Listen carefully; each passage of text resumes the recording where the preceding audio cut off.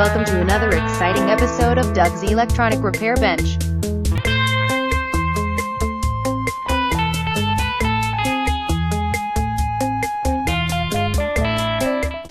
Hi, evening YouTube. I'm here with you this evening for yet another look at some stuff I'm working on.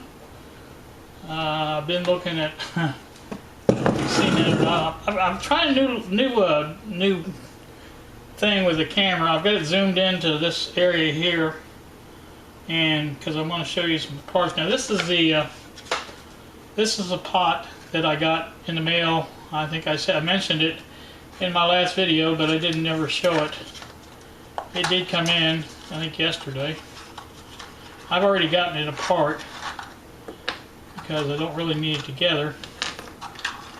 So I'm already missing the. Alright, here's the part I want to show you. I'm hoping you see this. May have to redo this because it doesn't show up right.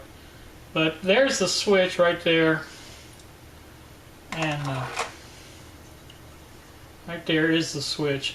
This is the bottom of the pot case holder, whatever you want to call it. The what do you call it? Fits in there. That's the resistance track. It's going to be difficult to do. There you go, like that. And the shaft would already be in there.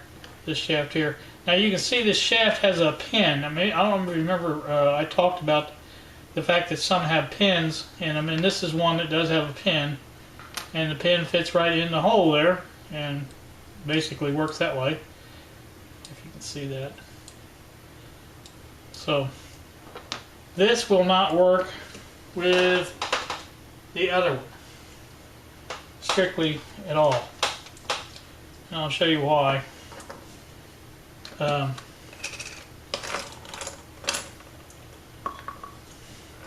There's basically the same part of that that's there.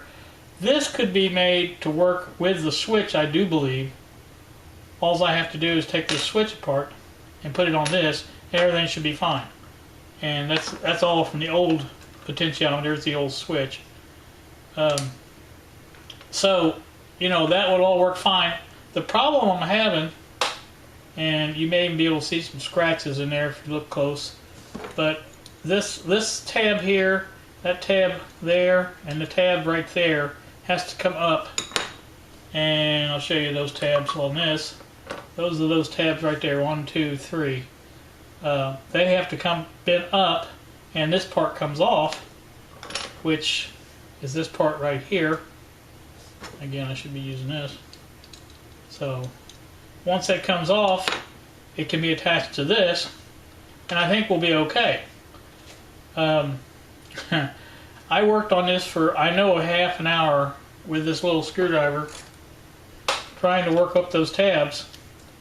And I don't know if I just don't have the strength or what, but I could not get them to lift up at all.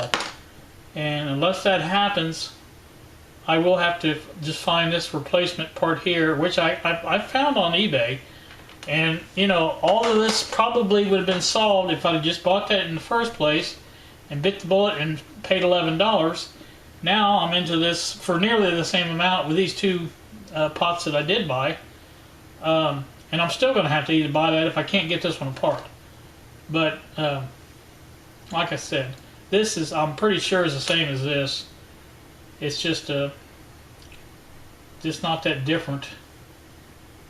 And I think everything would be fine if I could just get that switch off. Everything would be hunky-dory. So, that's where I'm at on that. I've already got all this mixed up again. I'll have to separate it, but not a big deal.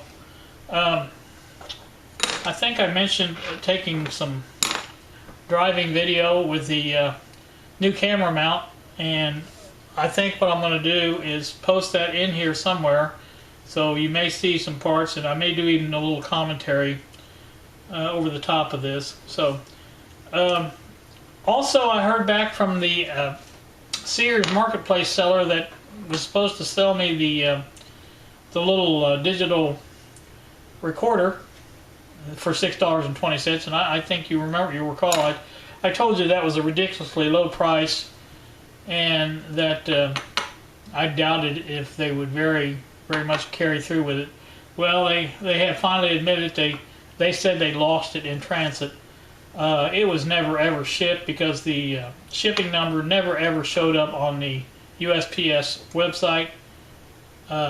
So I don't know what the situation is, but anyway, they did agree to issue me a check and a refund for the full amount, and it says 7 to 10 days. So we will see if I get that, and I will let you know, because I don't let these people get away with stuff like that. Because if they don't issue a check, I will contact Sears or PayPal, and I will get my money back.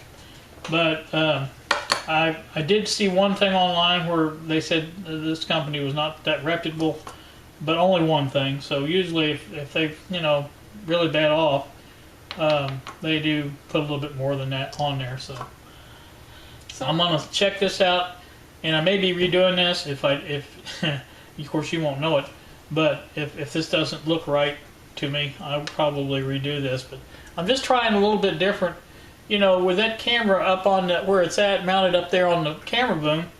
It's a good shot for the whole thing here, but it's just so far away that you don't really see any detail. And I'm thinking maybe I could use a zoom on it to put a little more detail in it, and hopefully it will look better. We'll see, I guess. And if I do post this one, you guys let me know if you think it's better. So I am trying to slow down my eBay buying. Since I haven't been picking up the girls, they now go home after school because they have to babysit the granddaughter lady, and so they go. Their stepmother, my daughter, picks them up after school and takes them home. They were coming on Wednesday night, but last Wednesday night they got in trouble for watching a movie they weren't supposed to watch. And like I said, my daughter at first said they weren't really allowed to come back at all Wednesday night, and then she retaliated a little bit. Well, she said their father said that they could maybe come once a month, and I just told her, I said no. I said I'm done with it. Every time they come, they seem to get in trouble, and I don't know what not to do or about it. So you guys just figure it out on your own. And I'm not really mad about it, but at the same time, I did kind of like to see them every once in a while. It's not either here or there. So we will see how that goes. I do believe they will be back, but I don't know when. So I'm just trying to take one thing at a time. The belt for the turntable, I've got the turntable on the kitchen table over there.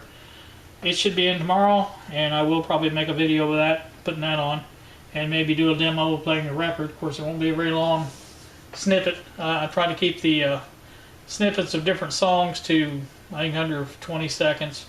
Try to save the copyright hits on them. And I don't know if you guys know this, but the copyright hits don't really affect your account that much. They're either monetized by the owner, copyright owner, or they're just banned in certain places and things like that. I still don't like to do that because I don't like getting kind of restrictions on my videos, if at all possible. So I'm rambling again. I was looking at the video I did on my isolation transformer in Variac, and I was trying to compare it to Bill's latest explanation of that, and it's pretty much the same, spot on. I didn't do as good a job explaining it, I don't think, as Bill did. I'm not a teacher, and I should have either made a lesson plan and followed it and did that, and I probably could have did a better job of it. But I think you got the idea, and I know you get the idea from his video of what we're trying to protect from and things like that. So I'm not going to worry about that too much. I'll try to do those kind of videos better in the future, though, because I really think it's good for people to know, that either is getting into this hobby, or even people that have been in for a long time. Sometimes they don't even know, but I'm trying to. I think that's about it. I think I've covered everything. I'm trying to make this in a hurry because I don't like making long videos, and this may get chopped up like the last one did. I really like that chop up thing. I think it worked out pretty good, and so I'm gonna shut up right now, and I'm gonna wish you guys having a pleasant evening, and I should be back tomorrow, hopefully, with the belt video. And until then, you guys have a great night, and thanks so much for watching.